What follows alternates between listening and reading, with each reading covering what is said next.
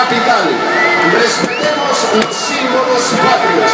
En los actos protocolares de músicos y la banda del batallón Guardia Presidencial del Ejército Nacional.